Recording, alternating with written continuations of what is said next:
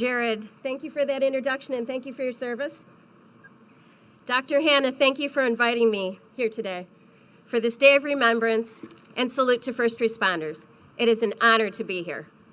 So we're here today to remember the events of 20 years ago, events that continue to have an impact on our country and our world. But over the past few weeks, a lot of attention has been paid to what's happening in Afghanistan. So let's just take a moment to give a prayerful thought to the Americans and allies who are still seeking a safe path out of Afghanistan.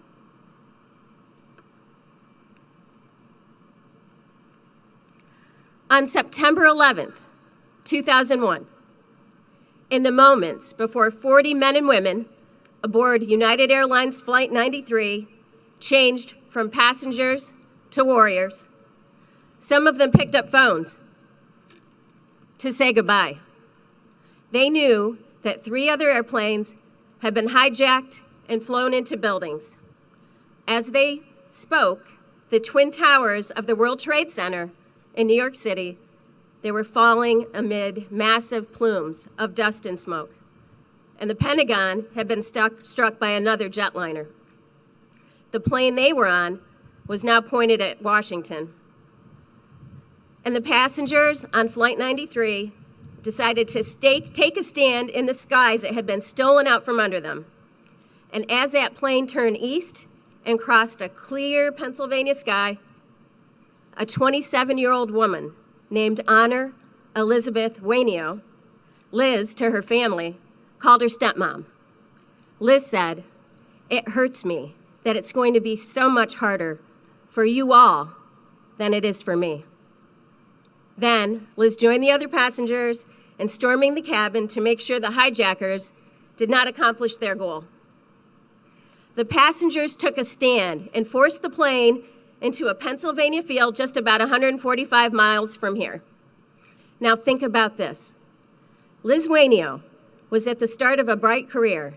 She was 27. She wasn't even a third of the way into her life. And yet, her dying regret was that things would be harder for her family and the nation for which she and her fellow passengers were about to die. And there are 39 other hero stories to be told about people on that flight. I would encourage you to read about them. But I'm speaking about Liz Wainio because of the profound love that inspired her message to her stepmom.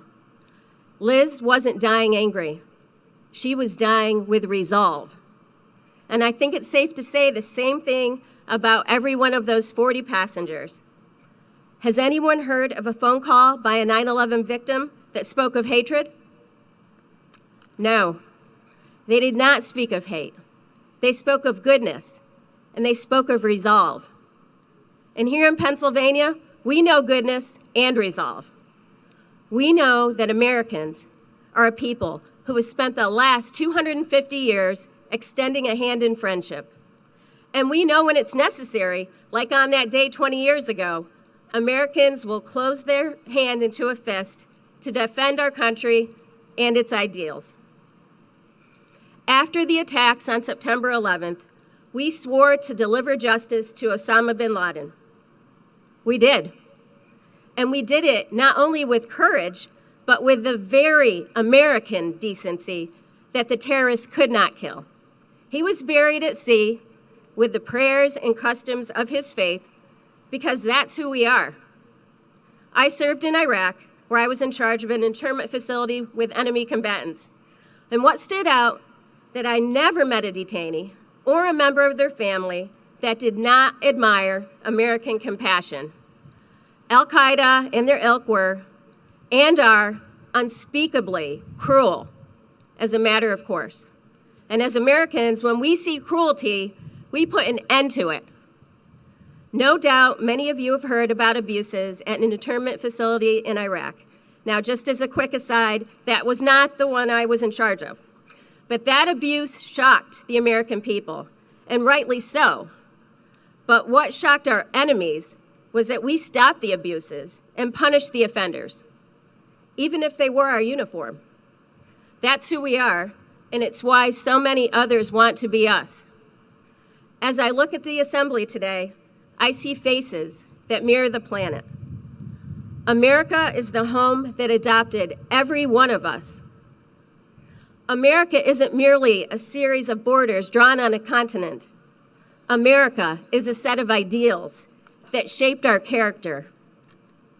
Our very Constitution has been designed to embrace the newcomer.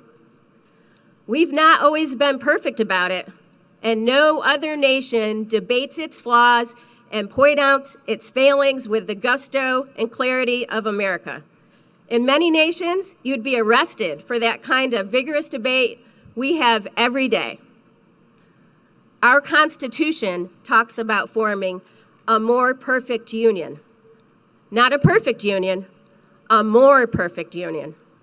We know that our founders chose their words carefully, and I believe when they wrote those words, a more perfect union, they knew that it would be an ongoing process. Every day, every year, we should choose to be working toward a more perfect union. It's a messy undertaking, but we've attended to tasks from the snows of Valley Forge to the blood-stained fields of Gettysburg and to that field in Somerset County where 40 people reminded us that courage and sacrifice are very American things. From the New York City firefighters who raced toward danger to save others, firefighters like Douglas Miller, who you'll hear more about very soon from his daughter Elizabeth, to the uncountable rescuers and volunteers.